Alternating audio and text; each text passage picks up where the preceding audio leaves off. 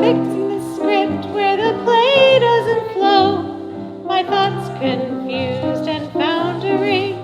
Where will they go?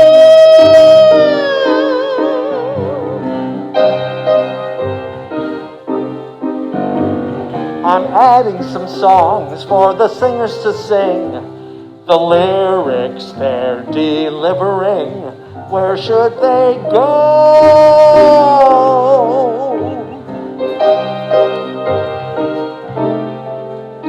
And it really doesn't matter if it's bad or good, but in all likelihood, it may be bad. See the people sitting there who just assume because it's Zoom, they're thinking they can just walk out the door. This Purim's designed in a colorful way, and if your thoughts go wandering, you'll have to go.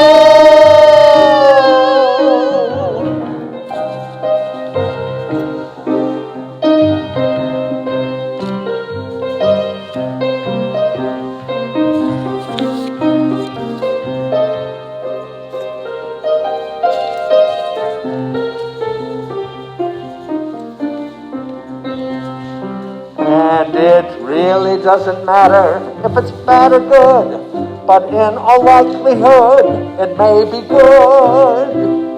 See the people sitting there who just assume because it's Zoom, they're thinking they can just walk out the door.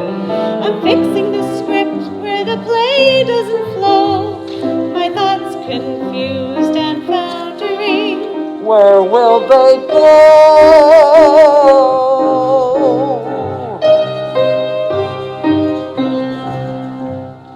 Fixing the script where the play doesn't flow. My thoughts outlined and pondering. Where will they go? Where will they go?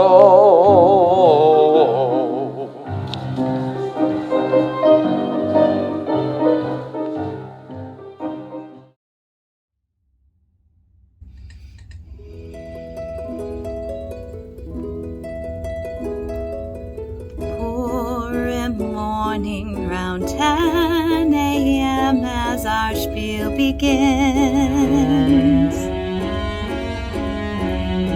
Some of us watching the TV screen.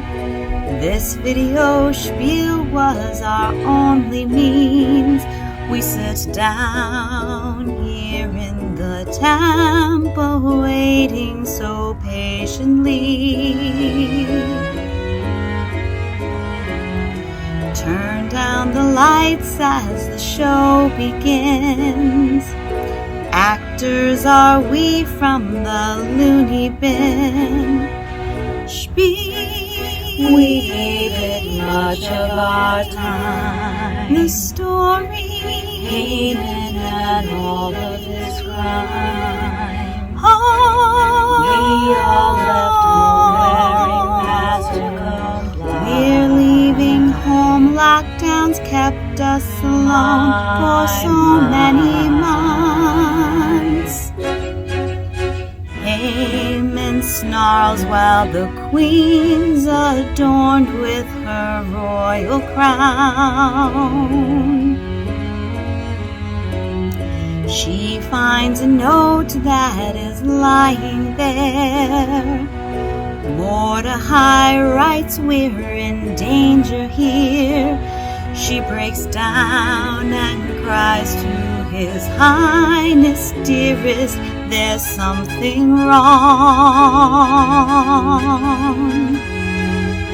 Haman plans treating us horribly. Don't let him do this to me. Haman just cares for himself. Is plotting, killing the Jews and myself. They struggle all of their lives to get by. He's planning death and to choke off the breath of so many Jews. A Ahasuerus that evening says, Esther, have no fear. I'll turn the tables on Haman's men. Shushan at last will be free of them. My dearest Mordecai has saved us, as did Queen Esther outright. Life is the one thing that money can't buy. Something inside that has kept Jews alive for so many years. Haman is gone. Bye bye.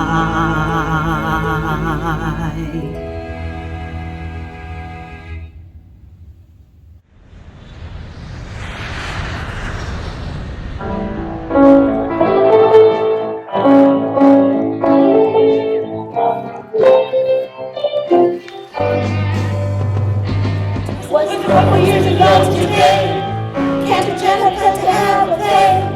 A pandemic put a spell on Spiel, as the fake news seems to get more real.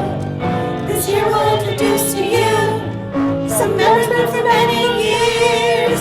Temple showers, only fires will bear.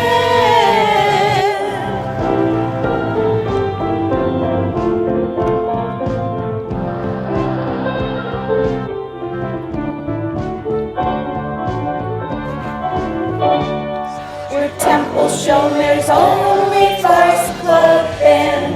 We hope you will enjoy the spiel. Temple Showers, only farce club band. Sit back and just kick off your heels.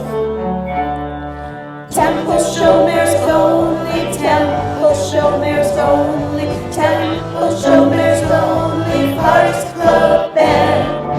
It's wonderful to be here, it's certainly a thrill. You're such an loyal audience, we're glad that you are here with us. We're glad you stayed at home. We don't really plan to start the show, but we thought you might like to know. As our singers want to sing some songs, you at home might want to sing along. So let us introduce to you the one and only Cantor Jen, and Temple Showers only for the band.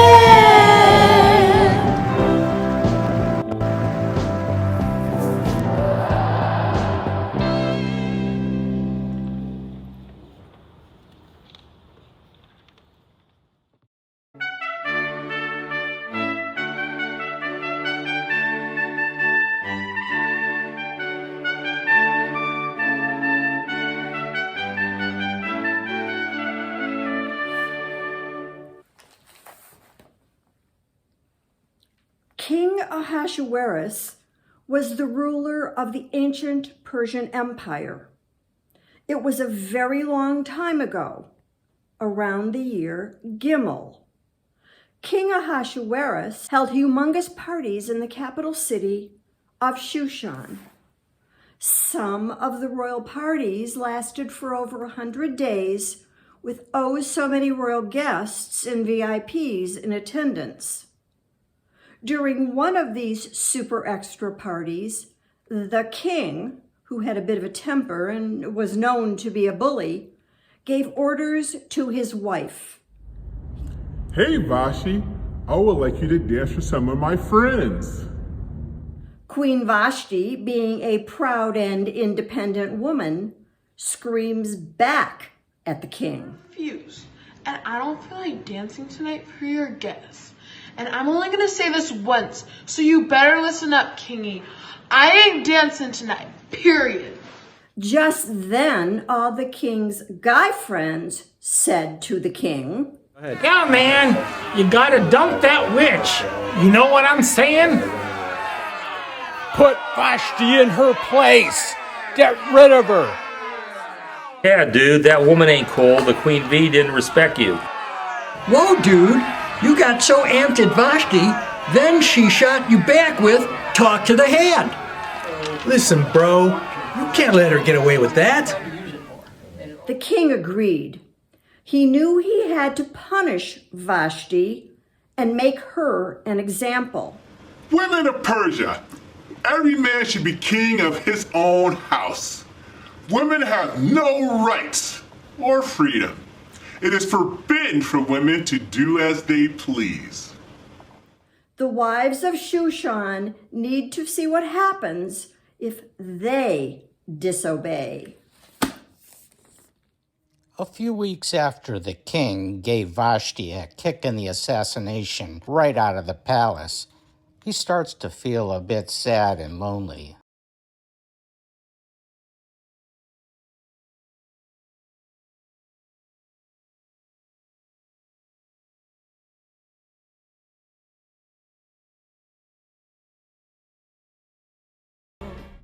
So he plans another one of his huge off-the-hook parties. The women of Shushan come to the gig, and they're just rocking it. He says to himself, Self, I just might find me a Shane-a-mato to be my new queen. Among these partiers is a young Jewish beaut named Esther. I'm Esther. Esther was orphaned as a young child when she was raised by her older cousin Mordecai. Mordecai!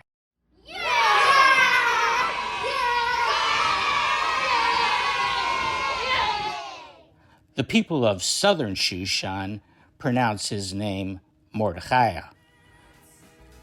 Anyhow, the party was a big success with everybody having a good time.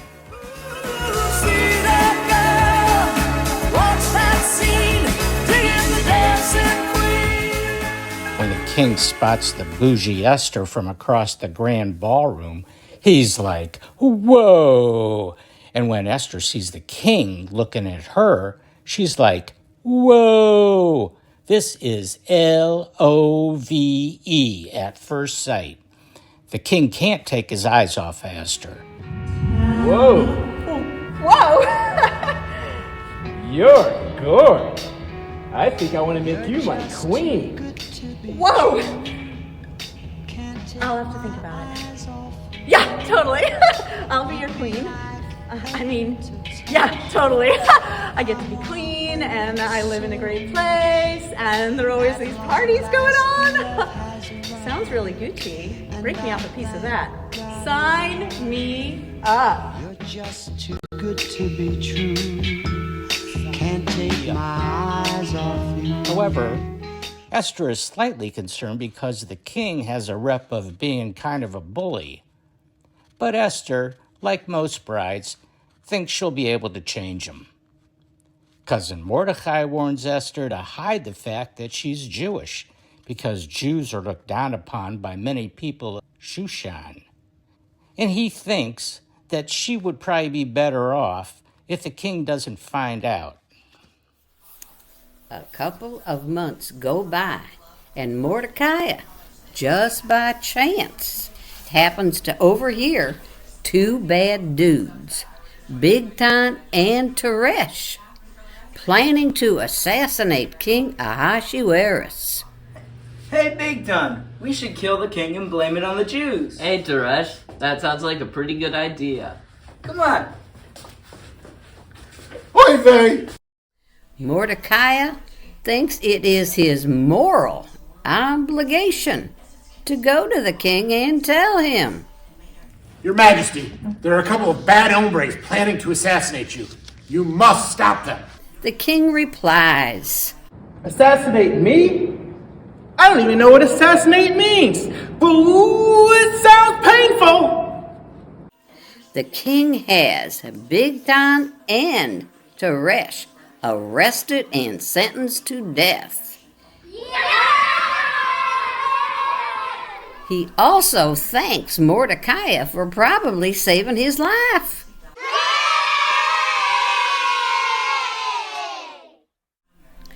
But the king is a busy guy with all his parties and such.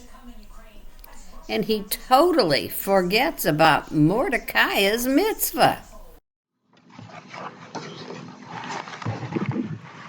Sometime later, the king hires a man named Haman.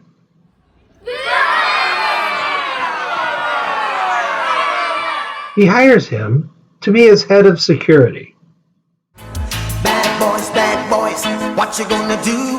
What you gonna do when they come for you? Bad boys, And orders him and his militiamen to make sure that the people of the kingdom obey the king's orders. And if the citizens get out of line, they must be punished.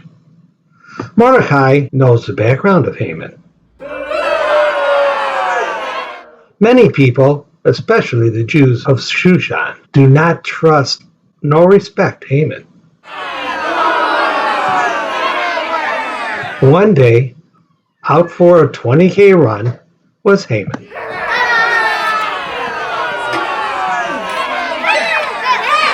He was running past Mordecai. He noticed that Mordecai did not bow to him. Haman gets angry, feels dissed, and figures out the reason Mordecai did not pay any respect was because Jews only bow down to God. Haman thinks about this. A light bulb goes off in his head, which is weird because light bulbs weren't invented yet. He thinks to himself. That night, Haman comes up with a plan to have all of the Jews in the area put to death for dissing him. Early the next day, Haman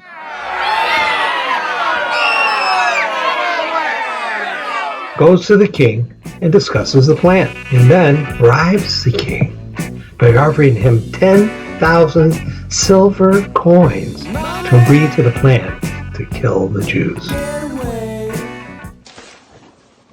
Ahasuerus is more into partying than worrying about what happens to the Jews, so he says, Hey, Haman. Hey, Haman. What day are you thinking about killing the Jews? Let me know. They could not decide or just pick a date, so they left it to chance. They throw down several dice and they add them up to calculate the month and the day. The dice roll the random date of the 13th of Adar. The date will forever be known as the day when the evil forces begin to get rid of all the Jews. We interrupt this program to bring you this special announcement. Hey kids, here's a fun fact. The Hebrew name Pur is translated as the word lot, which is an object thrown down that is used in choosing a random name or number. It's much like rolling dice. The lot is cast or thrown to choose a variable and to let fate, God's hand, determine the outcome. Now in Hebrew, the plural of pur is purim, which means the casting of lots or the throwing of a dice. And that's how we get the name Purim for this holiday.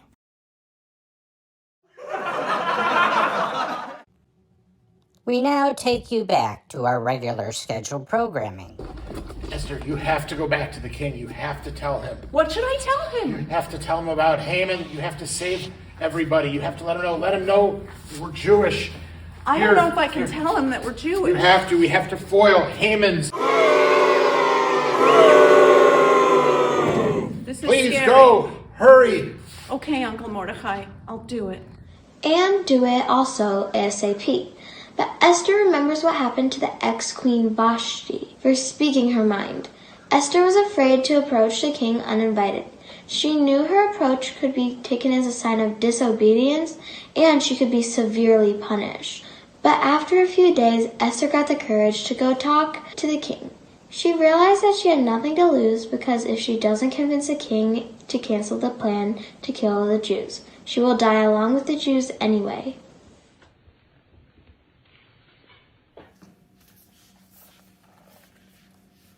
Esther goes to Ahasuerus, who surprisingly accepts her direct approach. Why do birds suddenly appear every time you are near? She doesn't come right out and ask the king to stop Haman. Instead, she invites the king to come to a big dinner she is planning with many guests, including her cousin Mordecai, along with several VIPs like Haman.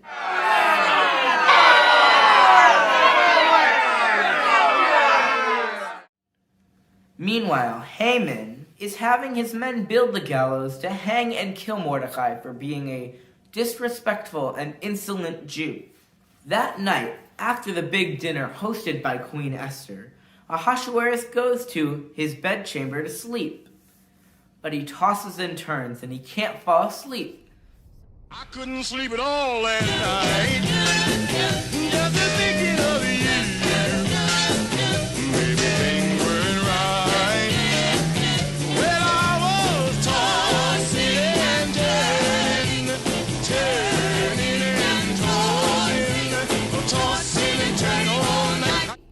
Something is bothering him. He says to himself, Could it be indigestion? That double espresso? No, now I remember. It was that dude Mordecai. He saved my life. He stopped Bigtan and Teresh from assassinating me. Ooh, just the thought of that keeps me awake. I must reward Mordecai. the king did feel horrible that Mordecai never received the thanks and recognition he was due for his good deed. The next morning, just as Haman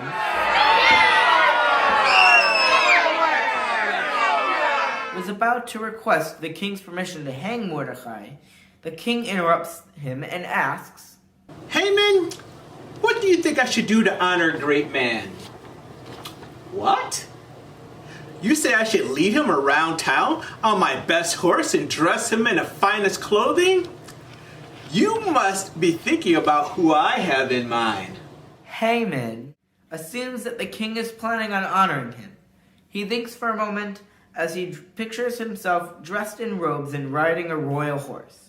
He tells the king, Your Highness, the man you want to honor should be dressed in the king's royal clothing and led around town on a king's royal horse, so that the people of Shushan can see how your majesty honors such a great man. And at that moment, the king instructs his guards to plan to honor Mordecai in exactly that way.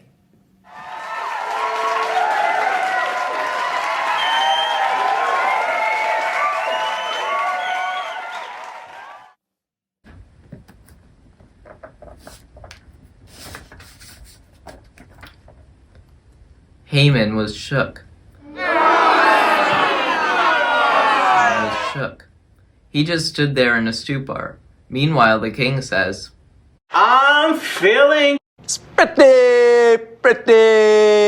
good. He is feeling so good that he wants to thank Esther for the lovely dinner the night before.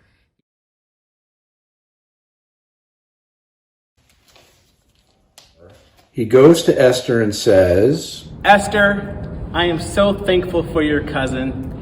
I will grant you anything you wish. My husband, as you know, Mordecai is my cousin. But what you might not know, we're Jewish.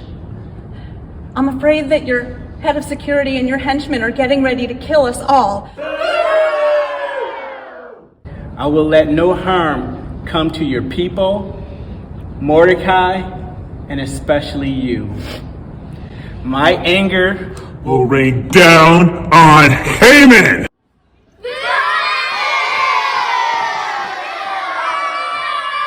the king goes from being in a really good mood to being in a really, really, really bad mood. Esther is relieved.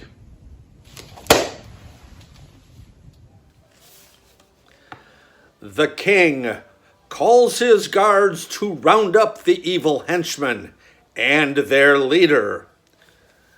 He orders them to be taken to the gallows and to be hung by their necks on the very spot that they had planned to hang the Jews.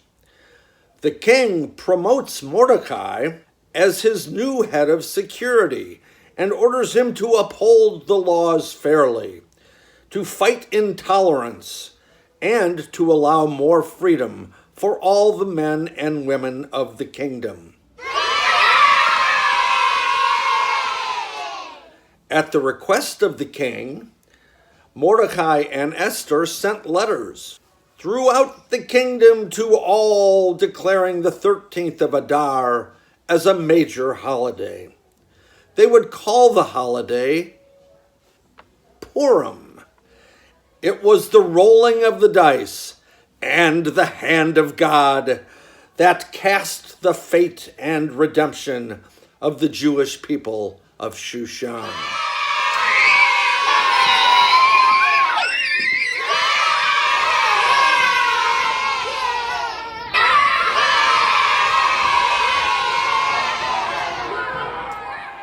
In a typical governmental snafu, because the 13th of Adar was declared a national holiday, the Shushan post office was closed, and most people received their letters on the 14th of Adar, too late to celebrate.